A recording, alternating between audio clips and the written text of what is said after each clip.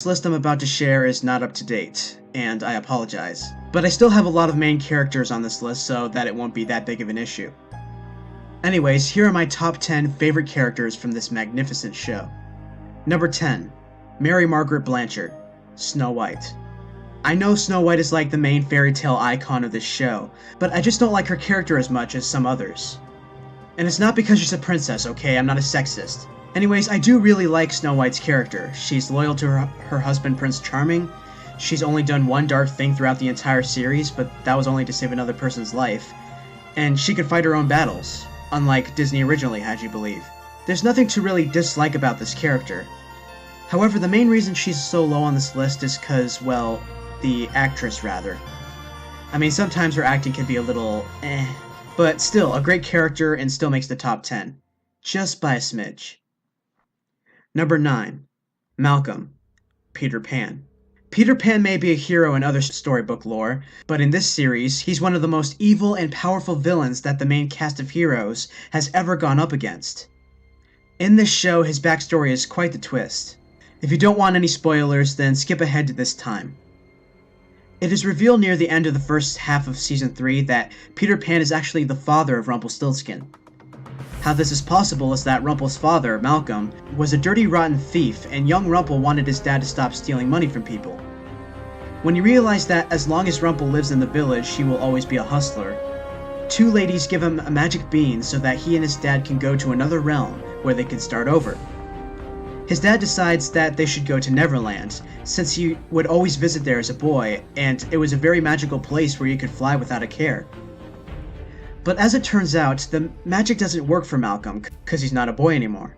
So he has to become a boy in order to use the magic in Neverland. And before he can be a child again, he has to give up something that exposes the grown-up he really is. His son. That is how Rumpelstiltskin and Peter became enemies, and that is how Peter became ruler of Neverland. Being one of the most dangerous and evil villains in the show, however, isn't quite enough. But the character really fucking creeps me out, and it really gives me chills whenever he's on screen. And the actor they picked to play Peter is amazingly spot on. So Peter Pan definitely takes the cake home as one of the best villains I've seen on TV. Number 8. Lacey, or Belle. Belle all around is my favorite Disney princess of all time, mainly because she actually doesn't force herself to love a prince like most others. And she can see the beauty inside even the most hideous creatures, which I respect her greatly for. And the character and actress of Belle in this show is fucking amazing. They got it right on the dot. The actress who plays Belle is exactly what I imagined Belle would be in a live-action TV show. And those eyes. Damn it, those eyes are beautiful. Well, my girlfriends are better, but still. And just how passionate and strong-willed her character is. It's just breathtaking. It really gives me a sense of comfort whenever there's a scene with her. And she has gone through so much as well, being locked up alone for 28 years by the evil queen, struggling to maintain a relationship with Rumpelstiltskin, being fucking shot in the back and losing her memory. Jesus Christ! But still she manages to be one of the strongest characters in this series, and she is just incredible in every way. Too bad I had to put her so low on the list though. Number 7. Henry Swan, or Henry Mills. The ultimate glue that holds this series together pretty much. The grandson of Snow White and the son of the show's main protagonist, Emma Swan. Ever since he showed up on his mother's apartment doorstep and announced, "My name's Henry. I'm your son." He has been incredibly enjoyable to watch. Are kids that are this intelligent out there? Cause if there is, I want to adopt them. This kid is unbelievably clever, and well, he has the purest heart of every character in the show. How can you not love a character like that? In the first season, it was his goal to convince his mother that Storybrooke was a cursed town, and only her mother could break the curse that is keeping everybody from remembering who they are. And he never gave up even when things were at their most hopeless. He almost died in a mine trying to search for evidence. He took a poisonous apple turnover for his mom. This kid is fucking tough as nails. And even after his goal was complete and he finally managed to save everyone, he still continued to play a big role in the story from then on. This kid has to be one of my favorite child characters that I've seen on TV to date. Number 6. August Wayne Booth, Pinocchio. I'm not talking about the child version of Pinocchio, by the way. The child version in this show was like unbearable for me, except in the scene where he's with baby Emma. No, I'm talking about the awesome adult version of him, August Wayne Booth. He first travels into Storybrooke in the first season, and no one has a clue who he is. And for quite a while, he was creepy as fuck. Acting mysterious all the time, always watching everything unfold by the sidelines. Eesh. But then when it turns out he's Pinocchio, when I look back at how he acts earlier in the season, I realize something. He's just being honest. And sometimes being honest means you don't have a lot to say, and you need to remain mysterious. Even when people ask him who he is, he doesn't lie, but rather bends the truth to make it sound more mysterious. It takes some really clever minds to make that work out so perfectly. And I myself am a huge fan of characters like that. Also, just how he's there for Emma and uses very clever ways to lead Emma to the truth about her past and what part she plays in Season 1's curse. It's just very well done. So August definitely makes this list. Number 5. Killian Jones, Captain Hook. Many know this character as the rival of Peter Pan, but in this series you get to find out a shit ton more about him. First off, he's not portrayed as the usual middle-aged man with a wig like you would assume. Hell, even Emma points that out at one point. In these stories, what was I like? Other than a villain, handsome, I gather. If waxed mustaches and perms are your thing. I take it by your tone, perms are bad. But Captain Hook is still pretty badass in this show. At first I didn't think I was gonna like him, mostly due to the fact that he is portrayed as a young hunk. But as I got to know his character more in depth, he became one of my absolute favorites in the show. Yes, he does start out as an unlikable pirate, who still has quite the lovely charm, but the more time he's on screen, the more you find out about what he is deep down. A caring man with a bigger heart than most can see. He had a brother who he would never leave behind, he had a wife that he loved dearly, and I know a lot of Once fans are going to be like, but he stole Rumpel's wife. But she was a terrible wife for Rumpel, so who cares? And all of that was just taken away from him by either Peter Pan or Rumpelstiltskin. Even the evil shit that Hook does later on in his life as a pirate, he regrets doing, like ruining Ariel's chance to find her husband-to-be. And, once again, skip to this time to avoid spoilers, he even falls in love with Emma, which was a twist I thought was gonna fuck everything up, but it didn't, and it actually worked out really nicely. I didn't see those two as becoming a couple whatsoever at first, but then boom, my views changed, and I now think Emma and Hook make the perfect couple. So yeah, Hook has a lot of detail to his character. A lot of gray areas on his surface. Also looking after young Balefire like he was his own son, that really pulled my heartstrings. It may have been short-lived, but it was still amazing how much they connected. So Hook definitely is one of the best, but sadly is only halfway up the list because there are still 4 more characters from the series I still love more. Number 4. David Nolan, Prince Charming. Another one of the main puzzle pieces to this series, Prince Charming, as you know, is the charming husband of Snow White. And I have to admit, when he was David Nolan and had no memory of being a prince in Season 1, I really didn't like his character. Not only was he bland as fuck, but he was also kind of an asshole. I mean, he was so willing to have an affair with Catherine. Okay, feelings for another woman or not, you chose to marry the woman you're married to. I don't give 2 shits if you have no memory of it. I don't give 2 shits if Prince Charming and Snow White are supposed to be together. And the fact that you don't have any memory of it makes it even worse.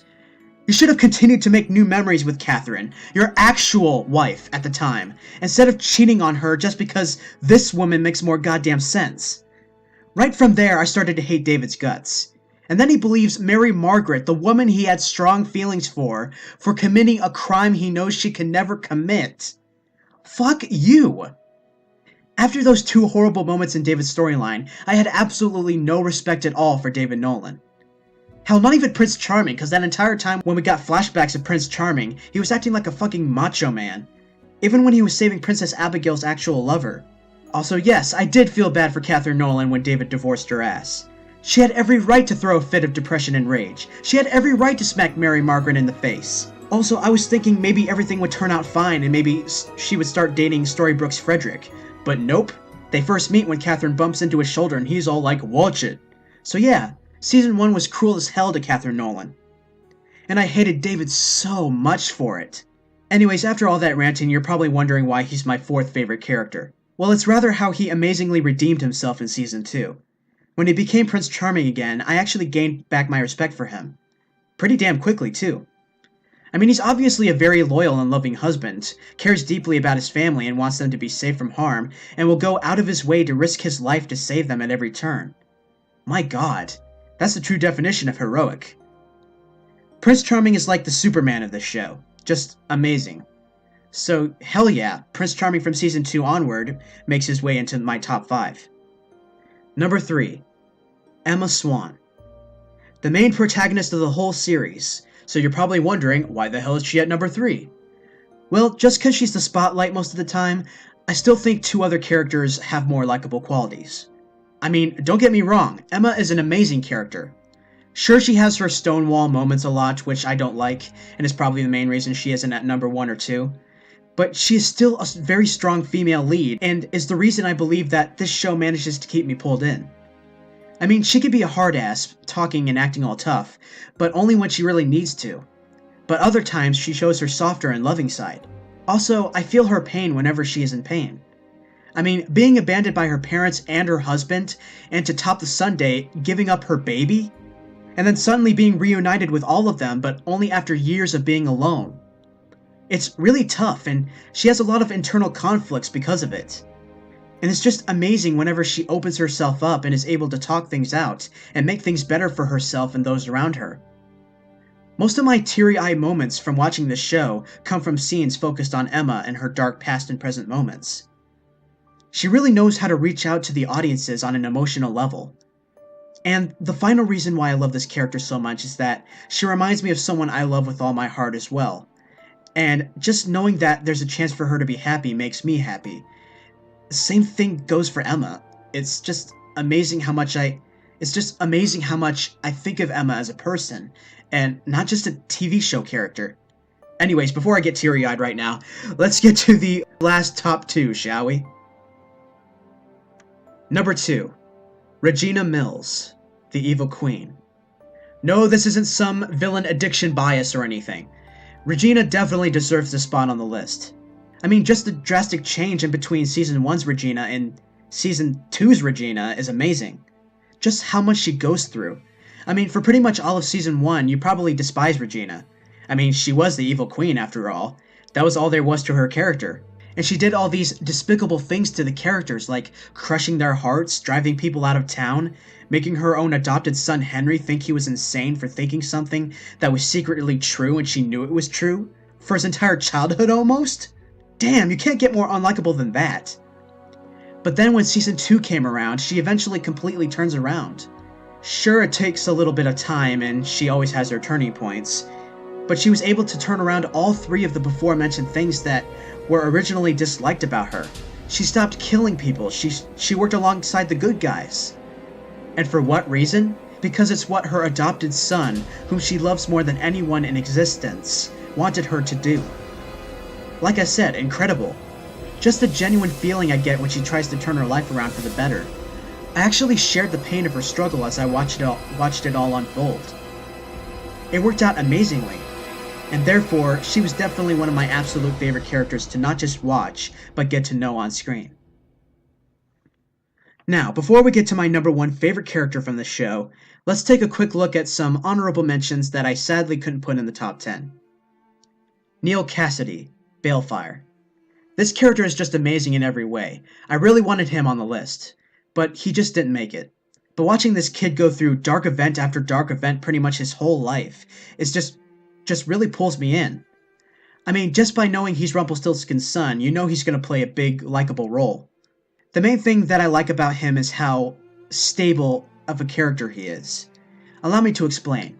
He was born with parents who were growing apart, had to witness everybody considering his father a coward, witnessed his father becoming the Dark One, watching him kill people with his new power, being abandoned by his father after he refused to give up the power, spending however many years in Neverland, the most dangerous world in existence pretty much in this show, falling in love with Emma in our world, but then being forced to abandon her and her son so she can break the curse. Neal has gone through some serious shit. And yet, he is able to forgive his father, win back the woman he loves, and still has the fucking strength to sacrifice his life to save his family. Jesus H. Christ. It makes me so pissed off that he couldn't be on this list. But I just want you guys to know how much I love his character. Leroy, or Grumpy. Yeah, I know, he didn't have too big of a role in this series, but he still had a pretty damn decent one. And I think his character is pretty realistic as well as entertaining. Despite his natural grumpy attitude after losing the fairy he loved, he still manages to have a big heart and be a loyal friend to Snow White and Prince Charming. Plus, he's also the most relatable to me. Yeah, you heard right, I act exactly how Grumpy acts in this series. I would be grumpy if I were one of the 7 dwarfs. Just letting you know. Dr. Whale, or Dr. Victor Frankenstein. I have no clue how the hell Frankenstein made it into a fairy tale series, but I have to say, he doesn't really feel out of place at all. He manages to keep the plot going whenever he can by being the head doctor in Storybrooke, and I have to say, as Dr. Frankenstein, he seems very believable. This is probably the best actor for Frankenstein I've ever seen. But there's a limit to how much I like him. He has been known to be an asshole, and his acting can be stiff. But still, his character would have made my list if it were longer. And last but not least, Jefferson, or Mad Hatter, because Winter Soldier actor. Anyway, now, my number 1 favorite character from Once Upon a Time is, if you haven't guessed already, Mr. Gold, or Rumpelstiltskin. The ultimate glue that keeps all the jigsaw pieces of the puzzle that is this series together. Out of all the characters I've seen in the show, he has been the most colorful. I mean, he talks in riddles, he's likable even when he's insane or being evil, and like a lot of the bad people in the show, he turned his life around completely. Even with how evil Rumple has become as the Dark One, he still has a shred of good in him. The shred of good for his son Balefire. I mean, yes, he did completely abandon his son for his own power, but he immediately regretted it, and went to hell and back millions of times to get him back. And even when he actually physically found him, he still had to struggle to get him back since his son hated his guts. But his goodness is truly revealed when he falls in love with Belle, since he replaces the role of the Beast in this series. And with the combination of those 2 loves that he has, he is able to work alongside the heroes multiple times and uses his dark magic for good. He is the defining proof in the series that any character in it can change. Hell, even Cora, the Queen of Hearts, realized how dark and evil she had become right before she died. The only character who had no redeeming qualities whatsoever was Peter Pan, pretty much. But Rumple's change was just amazing, and even at his most evil points, I still was entertained. Whenever he was emotional, I felt the emotion. Whenever he was normal, he was either delivering clever dialogue or being funny as hell. Why do you spin so much? I like to watch the wind. Helps me forget. Forget what? I guess it worked. There's absolutely nothing I can say about his character that is bad, which is why he is my number 1 favorite. Alright, that concludes this list. Let me know in the comments below who your favorite character in the show is if you're a fan like me. And as always, if you like what you see, go ahead and click that like button. If you want to see more, subscribe for more top lists as well as other content on my channel. You can also check out more top 10s, countdowns, and fun facts videos by clicking the annotation. Thank you guys for watching, and remember to stay your awesome selves always. See you next time.